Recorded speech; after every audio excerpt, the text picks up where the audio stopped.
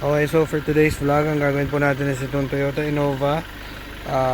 Bale, 3R0 yung paint code po nito. So, bale, may mga tama po siya dito. So, i-repaint po natin. Bumper niya is color black na. So, babalik tayo sa original color. Ito rin, pipinturahan natin ng back to original color, matte black. And itong kabilang side ng kanyang fender. So, may tama po yan. Bale guys, ito yung gagawin natin yung grill. Bale, may tama po siya dyan mga boss. So, repair natin, tapos pipinturahan po natin. Okay guys, papasok na po natin yung Innova dito sa oven para masimulan na rin po natin siya. Guys, ito na po yung mga fender tsaka yung black trim. So, bale, pipinturahan natin. Ito po yung kanya mga tama dun sa Innova.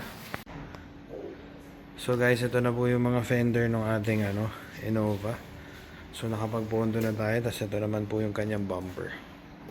So guys, ito na po yung ating black trim sa Innova po natin, yung mga grill. So ayan, back to original na po yan. Usually kasi pag pininturahan ng iba, nagiging gloss black po yan. So hindi na po siya maganda tignan usually. So okay guys, bali kinakabit, binubuo na lang natin yung harap na ito Innova. Ayan, napinturahan na po natin lahat yan.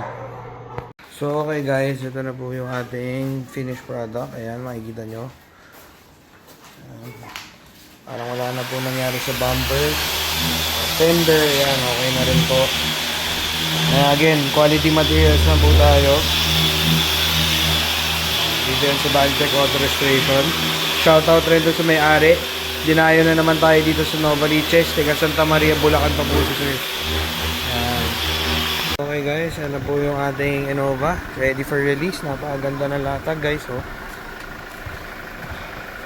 Okay, so sa mga nag-inquire, starting price natin 4.5 per panel, depende sa laki ng damage at kulay. Pagka mga pula, acrylic or metallic, pearl white yan, additional lang ng konti.